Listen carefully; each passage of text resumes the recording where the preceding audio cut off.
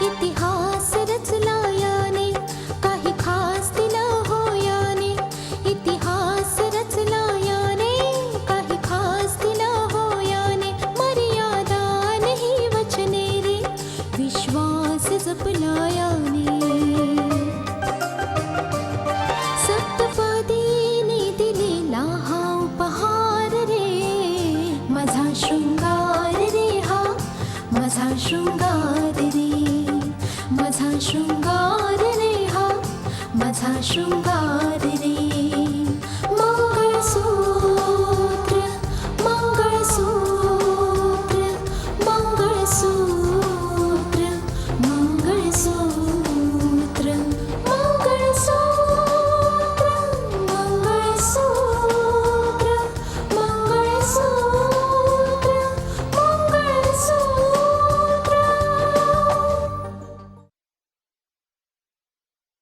माझ्या म्हणण्याचा अर्थ फक्त एवढाच आहे की ऋतिकाला तिच्या सासरच्या लोकांनी इथे सोडलेलंच आहे, पण याचा अर्थ असा नाही ना की त्यांचं नातं तुटलंय.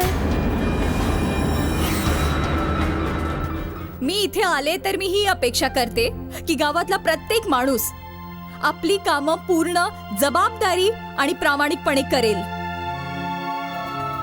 एक स्त्री असूनही दुसऱ्या स्त्रीचं दुःख तू समजून नाही घेऊ शकत. जर उद्या माझ्या बाबतीत अशी दुर्घटना घडली आणि जर मी विधवा झाले तर तुझी काय इच्छा असेल?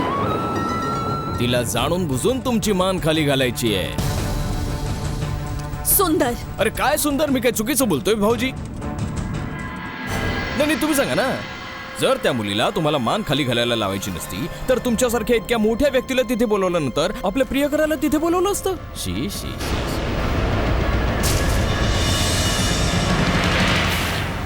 खरं आहे तुझं सुंदर. एकीकडे तर ती आदर करण्याचं नाटक करते आणि दुसरीकडे दुसरी विचार करण्यासारखी गोष्ट ही आहे भाऊजी की तो मुलगा तुमच्याशी असं खोटं कशाला बोलेल. नाही बोलला ना, याचा अर्थ हा झाला की त्या मुलीने तुमच्यापासूनच काय, तुम्हा दोघांपासून ही गोष्ट लपवून ठेवली आणि ही गोष्टही नाही सांगितली की त्या दोघांचं लग्न होऊ घातलंय. मला त्या गोष्टीमध्ये मुळीच इंटरेस्ट नाहीये की तिच्या घरच्या लोकांनी तिच्या आयुष्याच्या बाबतीत काय निर्णय घेतलाय. तरी तरी तरी तुमचा नाईलाज आहे ना भाऊजी की जर तुम्हाला सरकारी नोकरी करायची असेल तर देव खोटं नको बोलायला लावू दे. यांना हे सगळं नाईलाजानेच करावं लागणार आहे ना. नाही सुंदर, नाही. माझा स्वाभिमान पणाला लावून मला काहीही मिळवायचं नाहीये. माझ्या अब्रू गमावून मला ही नोकरी नाही करायची आहे. उद्या मी राजीनामा द्यायचं ठरवलं आणि यामध्ये काही बदल होणार नाही. काय भाऊजी,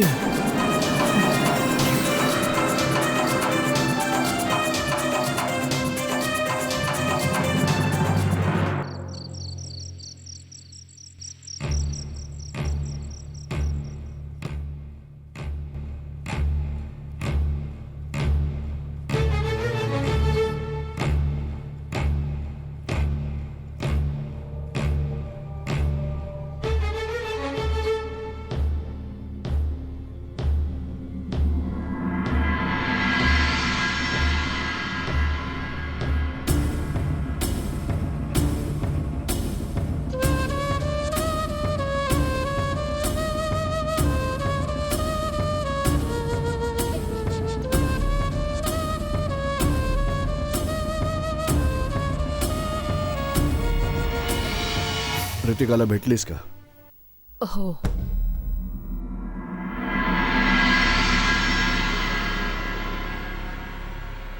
काय झालंय? अशी उदास काय आहेस? काय झालं? जोपर्यंत लग्न नाही होत तोपर्यंत काही ना काही कारणामुळे तिचं मन दुखावलं तर जाणारच ना. आता असं काय झालंय? मानस आणि त्याच्या घरचे लोक या लग्नामुळे खूप खुश आहेत हे तर मानसने सांगितलंच आहे. आता आनंदाच्या भरात मानस ऋतिकाच्या ऑफिसमध्ये गेला. मग राकेशचे वडील तर STM आहेत. कोणत्या तरी कामानिमित्ताने ते रितिकाच्या ऑफिसमध्ये आले होते आणि मानसने त्यांच्या समोरच सांगितलं की तो रितिकाचा होणारा नवरा आहे. रितिका या गोष्टीमुळे खूप दुःखी झाली. यात दुःखी होण्यासारखी कोणती गोष्ट आहे? अरे हे तर चांगलं झालं की ही खबर राजेश्वरपर्यंत पोहोचली. कमीत कमी त्याला आता तरी जाणीव होईल की माझ्यात इतकी ताकद आहे की माझ्या मुलीचं आयुष्य मी कायमचं सुखी करू शकेन. तिचं सुख तिला परत देऊ शकेन. म्हणून खूप चांगलं झालं की ही खबर त्याच्यापर्यंत पोहोचली. पोहोचायलाच हवी. बरं झालं. पण रितिकाला कसं समजावू मी? भले कसंही समजावायला लागो पण तिला समजाव शारदा. रितिकाला त्या दिवसाची आठवण करून दे जेव्हा राजेश्वर तिला इथे टाकून गेला होता. मी आजवर नाही विसरलोय तो दिवस. मी याच दिवसाची वाट पाहत होतो की रितिकाचं लग्न कुठेतरी ठरेल तेव्हा राजेश्वरला त्याच्या प्रत्येक प्रश्नाचं उत्तर मिळेल. जे नातं जे अर्ध्यावर तो तोडून निघून गेला होता, आता ते नातं पूर्णपणे तोडून टाकण्यासाठी पुढाकार मी घेईन. शेवटचा घाव घालणारे त्या नात्यावर मी शेवटचा घाव घालणार आहे.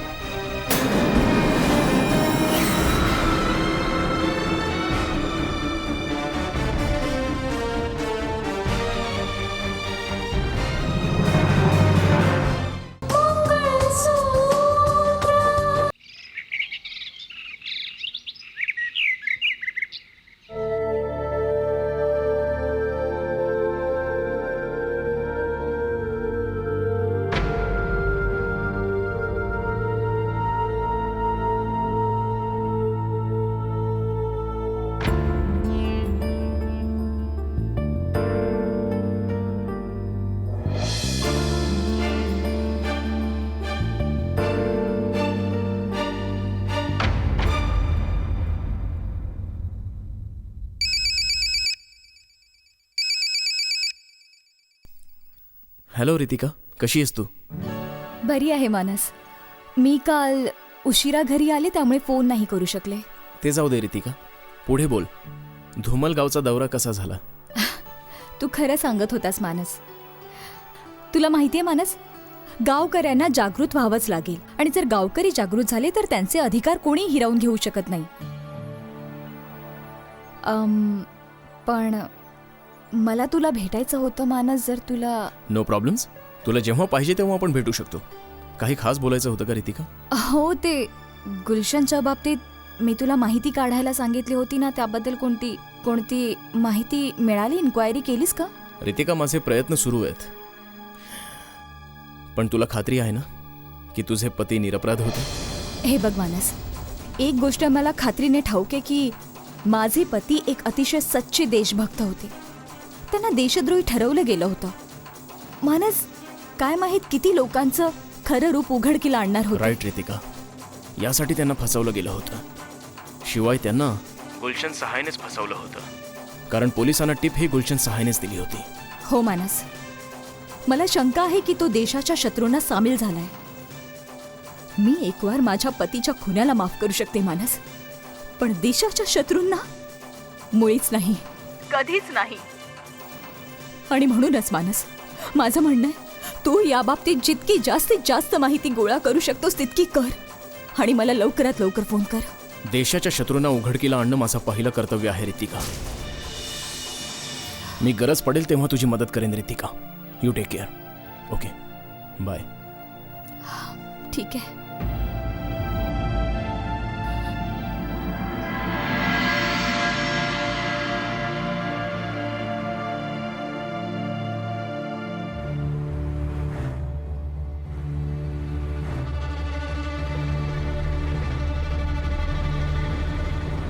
हे घ्या. ऐकलत का? तुम्ही राजीनामा द्यायचं असं ठरवलं तर आहे, पण मला नाही वाटत हा निर्णय योग्य आहे. स्वाभिमान नावाची एक गोष्ट असते. ती मला प्रश्न विचारते, मला ऑर्डर देते. हे मी कसं सहन करू शकतो?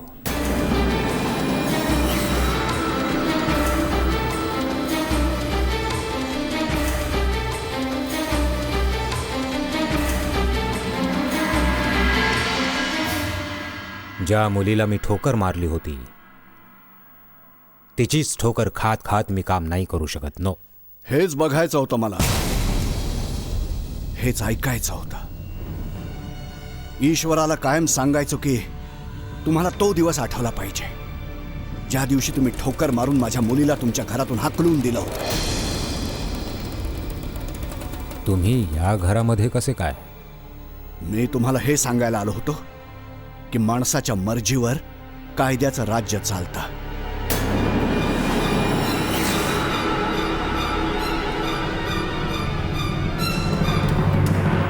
फक्त ठोकर मारल्यामुळे नाती नाही तुटत, ती कायदेशीर रीतीने तोडावी लागतात, लिगली.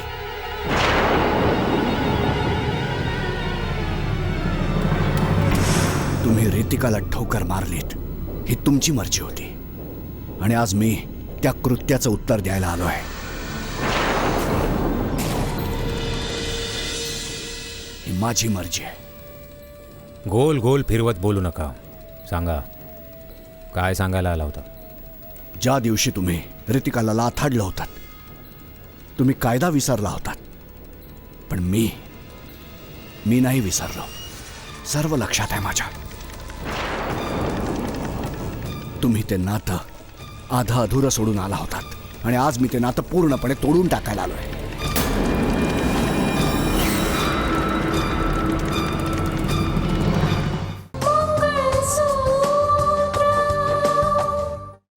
तुम्ही ते नातं आधा अधुरं सोडून आला होतात आणि आज मी ते नातं पूर्णपणे तोडून टाकायला आलोय.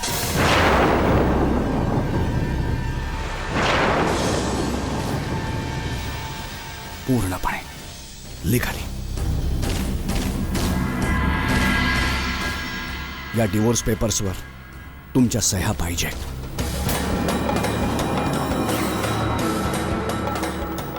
फार गरजेचे आहेत.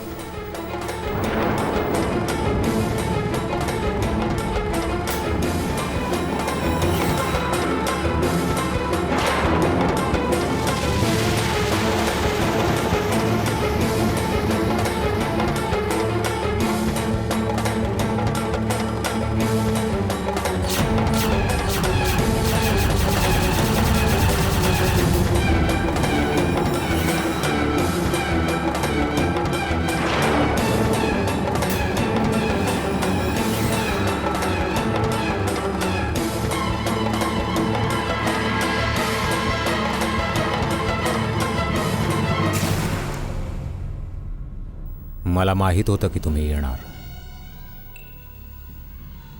आज तुम्हाला यावंच लागलं. एक गोष्ट तुम्हाला नक्की सांगावीशी वाटते. तुम्ही तुमच्या मुलीचं आयुष्य सुखी करायला निघालात.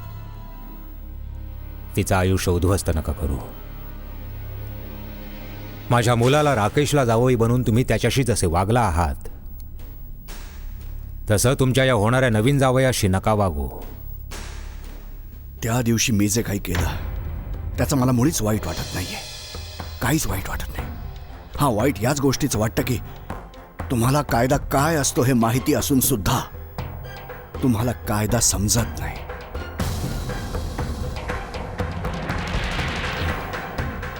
राजेश्वरजी, कायद्याच्या डोळ्यांवर पट्टी बांधलेली असते. त्याला कोणतंही नातं, कोणतीही भावना समजत नाही. फक्त पुरावे पाहत असतो कायदा. तुमच्या मुलाला, माझ्या जावयाला शिक्षा सुनावत असताना मला किती यातना झाल्या असतील हे माझ्या मनालाच माहिती. पण तरीही मला स्वतःचा अभिमान वाटतो की मी माझं कर्तव्य निभावलं आणि तेच केलं जे एका जजला करायला पाहिजे. जितक्या लवकर शक्य असेल यावर सह्या करून माझ्याकडे पाठवून द्या. नमस्कार.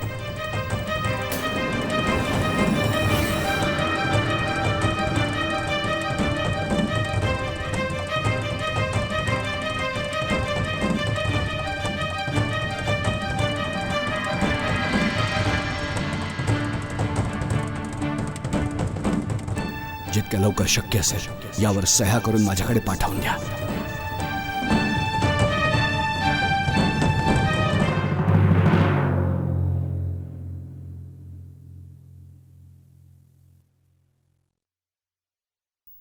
ही येस सर. फाईल संध्याकाळपर्यंत कंप्लीट झाली येस पाहिजे. सर. Sure sir. सर हे तुमच्यासाठी.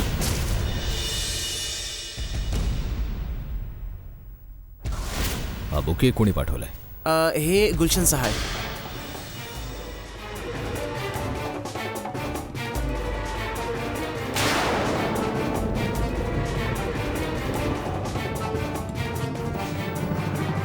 गुलशन सहाय. ठेव तिकडे. ओके.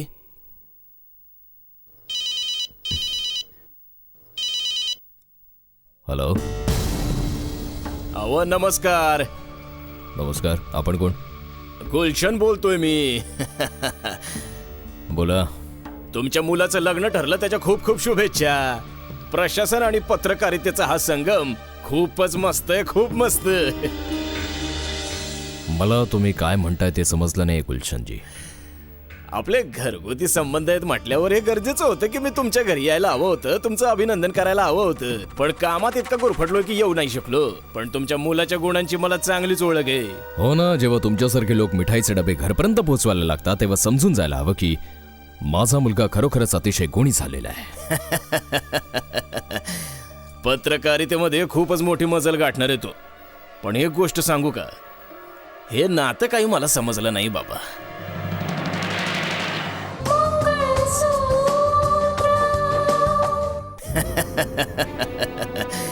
पत्रकारितेमध्ये खूपच मोठी मजल गाठणार आहे तो. पण एक गोष्ट सांगू का, हे नातं काही मला समजलं नाही बाबा. ती कलेक्टर खूपच गुणी आहे, मी मान्य करतो. पण तुमच्या मुलामध्ये आणि त्या बाईमध्ये जे अंतर आहे ते विसरताही नाही येणार आहे. अरे अरे मानसचं तर हे पहिलं लग्न आहे आणि ती कलेक्टर, ती बिचारी तर विधवा आहे. हा, आता काय करू? माझ्या मुलाची हीच इच्छा आहे तर मग. अरे अरे अरे अरे म्हणजे मुलाच्या हट्टामुळं तुम्हाला नाईलाजाने होकार द्यावा लागला. तरीच मी विचार करत होतो की तुमच्यासारख्या अनुभवी आणि समजूतदार माणसानं अशी तडजोड केलीच कशी काय. आता तुम्हीच सांगा गुलशनजी, काय करायचं ते. हे बघा भाऊ, समाजात राहण्यासाठी, मान वर करून जगण्यासाठी गरजेचं आहे की तुम्ही या लग्नाला नकार द्यावा. अरे मी आहे ना, मी आहे की. तुमच्या मुलासाठी एकापेक्षा एक मुली आणीन. हा, बस हेच ऐकायचं होतं मला तुमच्या तोंडून. अरे स्वतःला समाजसेवक म्हणवतोस आणि एका विधवेच्या विवाहाला विरोध करतोस. शरम वाटली पाहिजे स्वतःला समाजसेवक म्हणून घ्यायला. हो, म्हणजे याचा अर्थ हा झाला की हे लग्न व्हावं ही तुमची ही इच्छा आहे. हो हो, माझी स्वतःची इच्छा आहे की या दोघांचं लग्न व्हावं, कारण त्यांना एक चांगलं आयुष्य द्यायचंय. मला एक उत्तम आयुष्य जगण्याचा मला चान्स द्यायचा आहे त्या दोघांना. आता प्रश्न हा उरतो की तुम्हाला काय प्रॉब्लेम आहे? तुम्हाला हे लग्न का होऊ द्यायचं नाहीये? अरे माझी काही हरकत का असू शकते? सांगा ना, मला काही अडचण कशाला असेल. मला तर भाऊ तुमचा त्रासच दूर करायचा होता. यापुढे नीट विचार करून बोलत जा मिस्टर गुलशन सहाय, कारण पत्रकाराचं काम असतं समोरच्या माणसाला बोलण्याची संधी देणं, आणि तुमच्यासारखे लोक बोलताना मूर्खासारखंच बोलतात. आता मला शोधायचं या प्रश्नाचं उत्तर की तुमचे मनसुबे काय आहेत ज्यामुळे तुम्हाला हे असं करणं भाग पाडलं. भाऊ ते तर तुमच्या लक्षात नाही येणार. तुमची इच्छा काय हे तर मला चांगलं समजलंय. जर तुमचं बोलणं झालं असेल तर फोन ठेवा आता. हा हा हा, ठेवतो. तसंही असं म्हणतात की मोबाईल फोन जास्त वेळ कानाला लावल्यामुळं कॅन्सर सारखा भयंकर आजार होऊ शकतो. ठेवा तुम्ही बी, ठेवा. मिस्टर गुलशन सहाय, हे तर काळच सांगेल की हा कॅन्सर कोणाला खात होते, मला की तुला.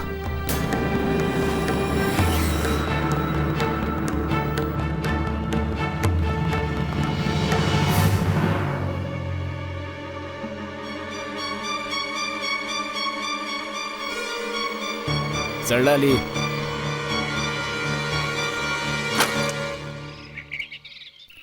पप्पा तुम्ही हे काय बोलताय? राजेश्वरला हे मान्य नाहीये की त्याने तुझ्या अंडर तुझ्या खाली काम करावं. जिथे तुझा हुद्दा त्याच्यापेक्षा मोठा असेल, जिथे तू प्रश्न विचारशील त्याला उत्तर द्यावं लागेल, हे त्याला मान्य नाहीये म्हणून रिझाईन करतोय, नोकरी सोडतोय तो.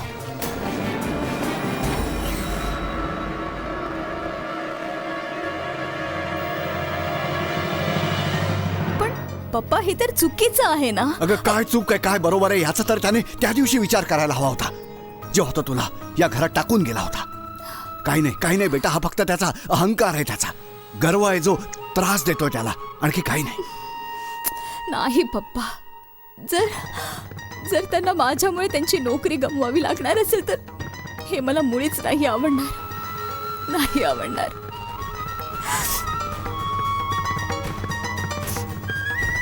नाही, रडू नकोस. तुझे अश्रू पाहून खूप वाईट वाटतं मला. वाईट वाटतं. तू एखादी असहाय्य, लाचार, निराधार मुलगी नाहीयेस.